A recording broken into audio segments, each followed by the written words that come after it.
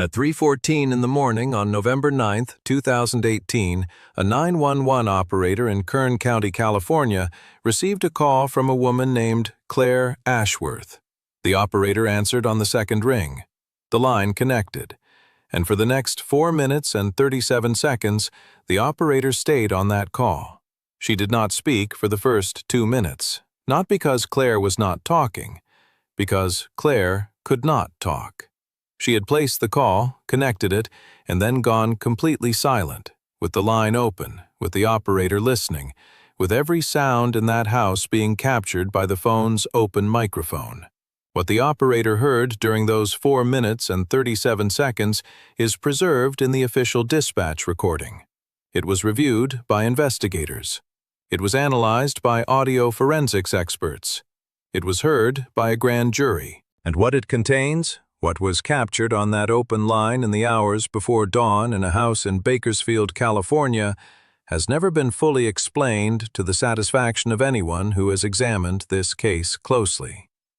Claire Ashworth was 29 years old. She was a kindergarten teacher. She had lived in her house on Merriweather Drive for 3 years. She had no criminal record, no history of psychiatric illness, no known enemies. She was, by every account from everyone who knew her, one of the most ordinary, kind, unremarkable people in the best possible sense of that word. She was found at 7:40 in the morning by her neighbor, who had a spare key and came over when Claire did not show up for their regular Friday morning walk. Claire was in the kitchen. She was not harmed in any way that the initial examination could identify. There were no signs of forced entry, no signs of struggle, no signs of an intruder. The doors were locked from the inside. The windows were locked.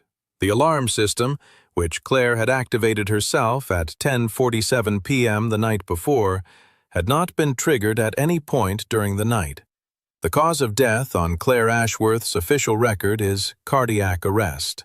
She was 29 years old with no history of heart disease, no genetic risk factors identified in autopsy, and a recent physical that her doctor described as completely unremarkable. The 911 call was placed at 3:14 a.m. Her heart stopped at some point between then and 7:40, and what was captured on that 4-minute 37-second recording is the reason this case has never, in 7 years, been closed. Stay with me. Welcome back to Dark Vault. This is Episode 3. And if you have been watching since the beginning, you will notice something about the story I just described that is different from our first two. We have been in the wilderness. We have been in forests and mountains and wild places where the darkness has room to be large and formless and hard to explain. Tonight, we are inside. We are in a suburban house in Bakersfield, California, on a street with neighbors and streetlights and a working alarm system. And in some ways, that makes this story harder to sit with than anything we have covered before. Because the wilderness is supposed to be dangerous. Houses on quiet streets with locked doors and active alarm systems are supposed to be safe.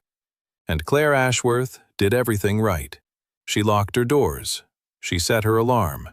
And she still picked up her phone at 3:14 in the morning and called 911. The reason I chose this case for our third episode is that it contains something that very few cases have, a primary source recording of the moments immediately before and during whatever happened to Claire. That 911 call exists. Portions of it have been released. And listening to it, or reading the detailed transcripts that investigators have made available through court proceedings, is one of the most genuinely unsettling experiences I have had in years of researching stories like this one. I am going to walk you through every second of it, every detail, and I am going to tell you what investigators have concluded, what they have not concluded, and why, 7 years later, the case of Claire Ashworth remains one of the most quietly disturbing, unsolved cases in California. Claire Marie Ashworth was born in Fresno, California in 1989, the second of 3 children. Her family moved to Bakersfield when she was 11. She attended Centennial High School, where she was, by multiple accounts from former teachers and classmates, a genuinely well-liked student. Not in the way that means popular, but in the way that means consistently kind to people that other students ignored. She went to California State University, Bakersfield, graduated with a degree in elementary education in 2011, and took a position teaching kindergarten at Wilson Elementary School that same year. She taught there for 7 years. The parents of her students have spoken publicly about her since her death, and the consistency of what they say is remarkable. Every one of them uses approximately the same words: gentle, patient, the kind of teacher you hope your child gets. She bought the house on Meriwether Drive in 2015, using money she had saved over 4 years combined with a modest inheritance from her grandmother. It was a 3-bedroom house on a residential street in a neighborhood that her real estate agent described as one of the quietest in the area. She had 2 close friends who lived within 15 minutes, a woman named Dana Perkins, who she had known since college, and a couple named the Garcias, who lived 4 houses down. Her neighbor directly across the street, a retired teacher named Margaret Osei, was the woman who found her that Friday morning. They had walked together every Friday for 2 years. In the months before her death, by all accounts from people who knew her, nothing was wrong. She had not expressed fear to anyone. She had not mentioned concerns about her safety or about anyone following her or making her uncomfortable. Dana Perkins told investigators in her initial statement that the last time she saw Claire, at dinner at Dana's apartment the previous Saturday, Claire had seemed completely herself, happy even. She had talked about a trip she was planning in the spring. She had talked about a student who had recently learned to read and how much it meant to her. Dana said that in 7 years of friendship, she had never seen Claire seem afraid of anything in particular. The evening of November 8th was a Thursday. Claire taught her normal school day. She left Wilson Elementary at 3:45 in the afternoon, stopped at a grocery store on the way home, and was back at her house by 4:30. Her phone records show a call to her mother at 5:15 that lasted 22 minutes. A text exchange with Dana Perkins between 7 and 8 p.m. A call to a local Thai restaurant at 8:32 to order delivery. The delivery driver confirmed he arrived at 9:15 and that Claire came to the door, tipped him, and seemed completely normal. Relaxed. Nothing unusual. At 10:47 p.m., the log from her ADT security system shows that Claire manually activated the alarm. This is the last confirmed normal event of the evening. She went to bed. The house was locked. The alarm was set. Everything was as it should be. At 3:14 and 8 seconds a.m., the call was placed. The Kern County 911 dispatch center receives several hundred calls on a typical night. Most are medical emergencies, traffic incidents, domestic disturbances.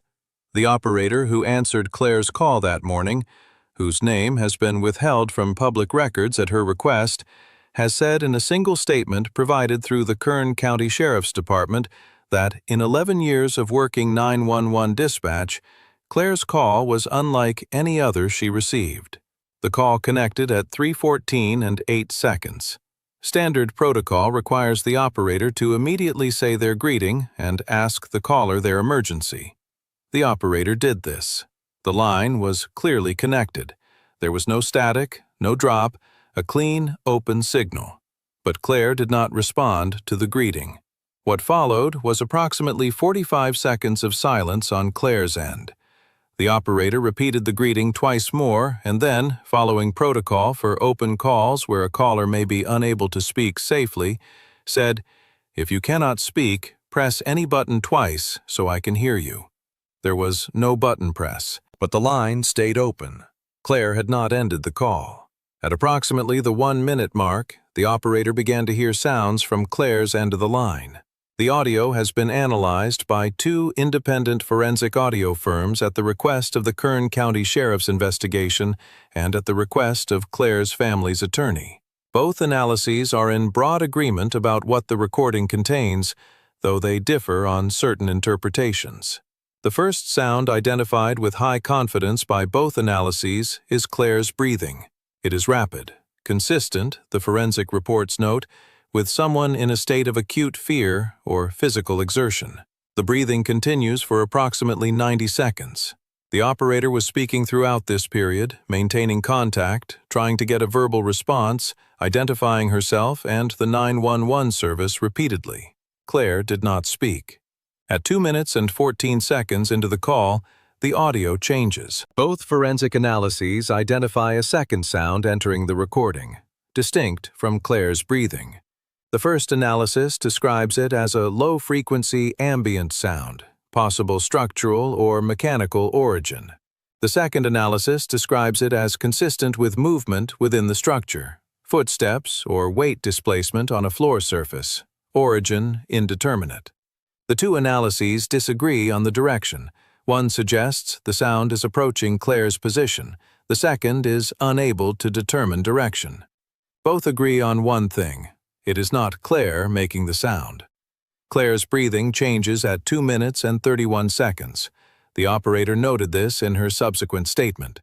She described it as the breathing becoming, her exact word was, shallower, less frequent, as if Claire were trying to make herself very small or very quiet. At 3 minutes and 2 seconds, Claire speaks for the first and only time during the call. The operator has confirmed this. The forensic audio analysis has confirmed this. What Claire says is brief. The two forensic analyses agree on the words, though the recording quality at this point decreases slightly. Both analyses attribute this to Claire having moved the phone further from her face, or to Claire having lowered her voice to near inaudibility. What Claire Ashworth said, at 3 minutes and 2 seconds into the 911 call, 37 seconds before the line went dead, was this: "It is standing in the corner." Those are the 5 words. That is the complete statement. The operator immediately responded, asked Claire to describe what she was seeing, asked if someone was in the house with her, asked if she could get to a door. Claire did not respond to any of these questions. Her breathing continued for approximately 20 more seconds. Then it stopped. At 3 minutes and 51 seconds, the call ended, not disconnected by the operator. The call ended from Claire's end. Emergency services were dispatched to Meriwether Drive at 3:16 a.m. A patrol unit arrived at 3:29. Officers performed a perimeter check of the exterior of the house. All doors locked, all windows locked. No signs of forced entry. No signs of any person in the yard or on the street. They knocked repeatedly. They called Claire's cell phone, which rang inside the house and was not answered. At 3:44, believing a potential medical emergency was in progress, they made entry by breaking the glass panel beside the front door. The house was clear. Every room was examined. Every closet, every space that could conceal a person. Nothing. The house was empty except for Claire. She was found in the kitchen, seated on the floor with her back against the lower cabinets, her phone in her hand, screen dark. She was unresponsive. Paramedics arrived at 3:51. At 4:08 a.m., Claire Ashworth was pronounced dead at the scene. The investigation that followed was thorough. I want to be clear about this because the Kern County Sheriff's Department has been criticized in some online discussions for not taking this case seriously, and that criticism is not supported by the investigative record. More than 40 interviews were conducted. The house was processed for forensic evidence over 3 days. Phone records, financial records, social media accounts, email, all of it was examined. Every person in Claire's life was interviewed, some multiple times. The investigation was thorough. It simply produced very little. Forensic processing of the house found no evidence of an intruder, no unidentified fingerprints, no trace biological material from an unknown individual, no tool marks on the doors or windows suggesting someone had attempted to manipulate the locks. The ADT system confirmed that the alarm had been active and undisturbed from 10:47 p.m. until officers deactivated it upon entry at 3:44 a.m. The system had registered no unauthorized entry events at any point during the night. The autopsy confirmed cardiac arrest as the cause of death. The medical examiner's report is thorough and has been reviewed by 2 independent cardiologists at the request of the Kern County District Attorney's Office. Both cardiologists concurred that the cardiac event was real and was the direct cause of death. The question that neither could answer was why. Claire's heart was healthy. Her arteries were clear. There was no congenital defect identified. There was no toxicological finding, no drug, no poison, no substance that could account for a cardiac event in a 29-year-old woman in good health. The second cardiologist, in a written opinion provided to the DA's office, noted that severe acute psychological fear, the kind produced by an extreme fright response, can in rare cases produce cardiac arrhythmia that leads to cardiac arrest in otherwise healthy individuals. It is a phenomenon documented in the medical literature, colloquially known as being scared to death. The cardiologist stated that in his professional opinion, the physiological evidence was consistent with this mechanism. The tachycardia pattern visible in Claire's heart at autopsy, the elevated cortisol markers, the physical indicators of extreme acute stress, all were consistent with someone who experienced a profound fear response in the moments before cardiac arrest. Which means that whatever Claire saw standing in the corner of her kitchen at 3 minutes and 2 seconds into that 911 call, whether it was real, whether it was a hallucination, whether it was something that has no category in any investigative manual, her body believed it was real. Her body responded to it as a mortal threat, and her heart, at 29 years old, gave out. Investigators have proposed, documented, and examined several possible explanations for what Claire experienced that night. I want to walk through each of them the way I always do on this channel, honestly and without dismissing anything before the evidence has been fully examined. The first explanation proposed was a medical one. Sleep paralysis with hypnagogic hallucination is a documented neurological phenomenon in which a person wakes from sleep in a state of partial paralysis, unable to move or speak, and experiences vivid, typically terrifying hallucinations, often of a figure standing in the room. The phenomenon is well documented. It has been reported across cultures for centuries. It is real. And it is, for the people who experience it, genuinely indistinguishable from external reality. This explanation would account for Claire seeing a figure in the corner. It would account for her paralysis, her inability to speak for 3 minutes on the 911 call. It would even, in a severe and unusual case, potentially account for the extreme fear response that led to cardiac arrest. But there are details that this explanation does not account for. The most significant is the sound on the 911 recording. Claire's phone was on the kitchen floor beside her. The screen indentation is visible in photographs of the scene. The kitchen is a hard surface room, tile floor, appliances, limited soft furnishings. Sound travels in this environment with relatively little distortion. Both forensic audio analyses of the recording identify a sound that is distinct from Claire, that enters the recording at 2 minutes and 14 seconds, and that both analyses agree is consistent with movement or weight displacement within the structure. Sleep paralysis hallucinations do not produce sounds that are captured on external recording equipment. Whatever was making that sound, if it was real, and both forensic analyses treat it as real sound captured on the recording, it was not inside Claire's head. The second explanation explored by investigators was that Claire had an encounter with a real person, that an intruder had been inside the house, had somehow evaded the alarm system, had hidden somewhere that the officers' search had missed, and had escaped between the time of the call and the time of entry. This is the explanation that Claire's family has pushed hardest on, and it is the one that investigators have spent the most time with. The problem is the physical evidence, or rather, the complete absence of it. There is no forensic evidence of any person being in that house other than Claire. No unidentified prints, no fiber, no DNA. And the alarm system, modern, monitored, with door and window sensors on every entry point, had not been triggered at any point during the night. The third explanation, one that investigators do not include in their official documentation, but that has been raised by researchers who have examined the case, concerns infrasound and electromagnetic anomalies. The house on Meriwether Drive sits approximately 300 meters from a natural gas infrastructure facility.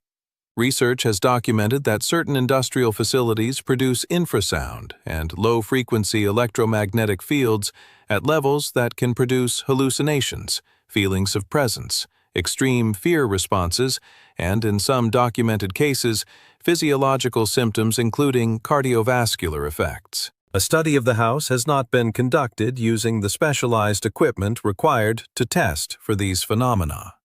The Kern County Sheriff's Department has not pursued this line of investigation. Claire's family has requested it. As of this recording, it has not happened. 7 years later, the case of Claire Ashworth is officially classified as undetermined. The cause of death is cardiac arrest.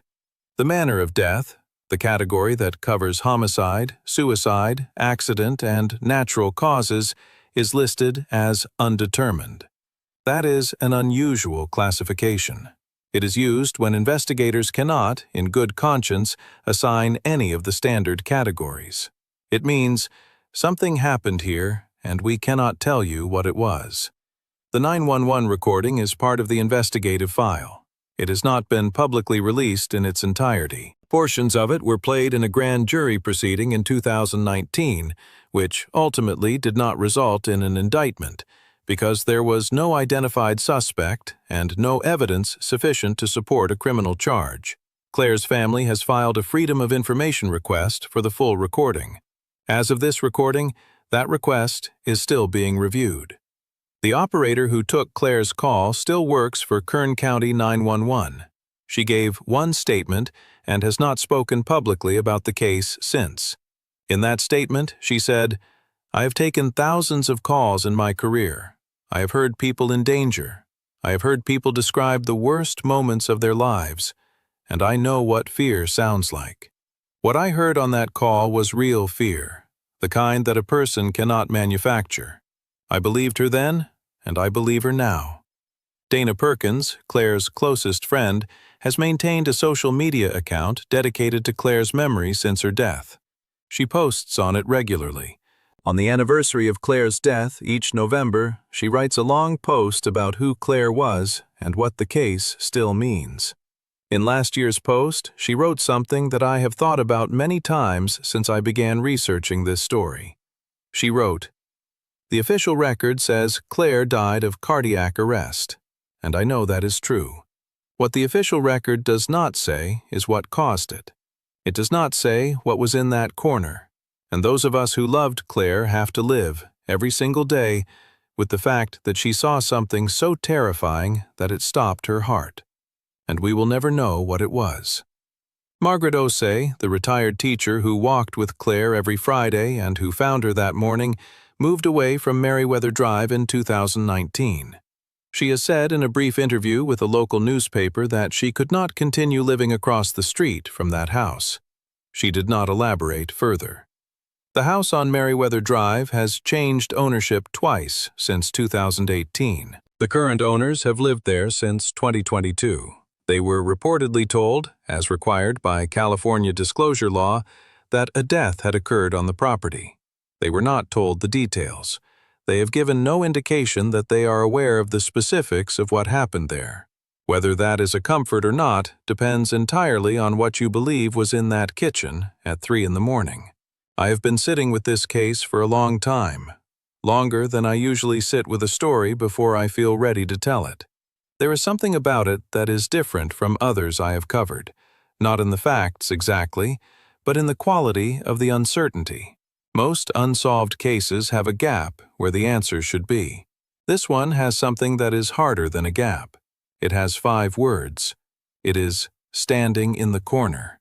Those 5 words were spoken by a woman who was afraid enough to call 911 in the middle of the night, who stayed on that line for nearly 4 minutes without speaking because something was preventing her from speaking safely, who, in the last coherent moment documented by that recording, looked at something and told the person on the other end of the line what she saw.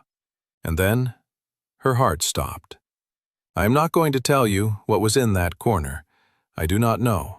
No one who has investigated this case knows. The medical examiner does not know. The forensic audio analysts do not know. The cardiologists who reviewed her autopsy do not know. What they know is the what and the how.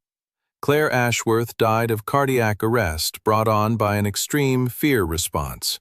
Her body was in a state of absolute terror in the minutes before she died.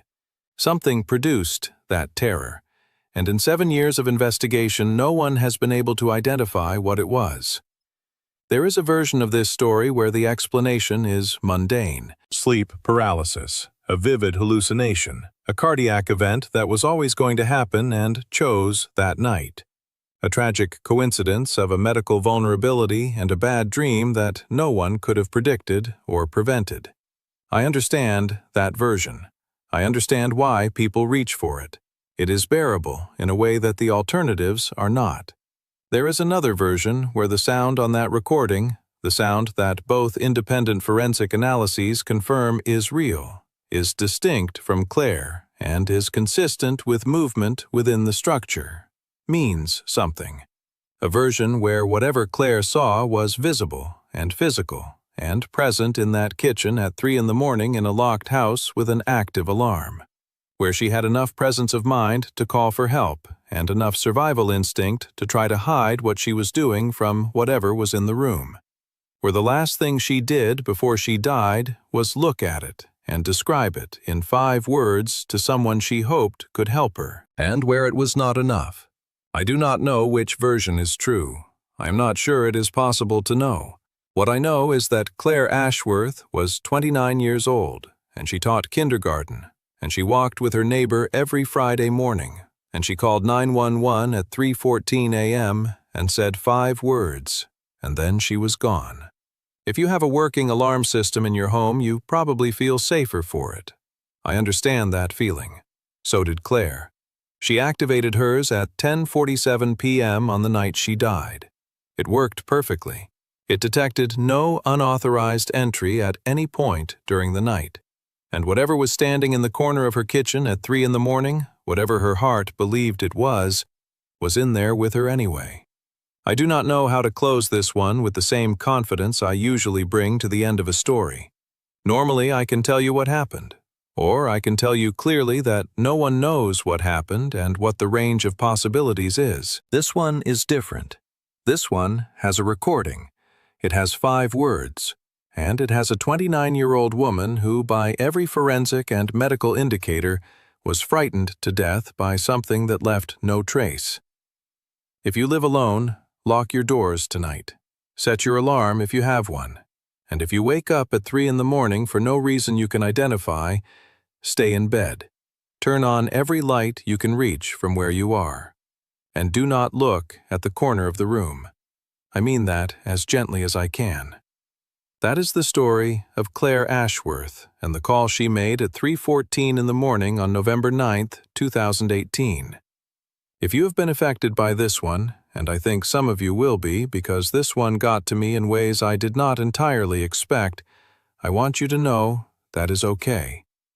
These are real people, real events. This is what it feels like to sit with a story that does not resolve. If you know anything about this case, anything at all, the Kern County Sheriff's Department tip line is still active. Claire's family is still asking. Her case is still open. And Dana Perkins's memorial page for Claire is still being updated. I will link both in the description. New video goes up every week on Dark Vault. Next week, we are going somewhere I have been building towards since this channel started, a story that combines everything we have covered so far and goes further than any of them. I have been researching it for 2 months, and I am still not sure I fully understand what happened, which usually means it is exactly the right kind of story for this channel. Subscribe if you have not, and thank you for being here, genuinely. Stories like this one deserve an audience that takes them seriously. You do. Stay strange, stay careful, and remember, the most disturbing question is not what goes bump in the night. It is what goes completely, absolutely, inexplicably silent.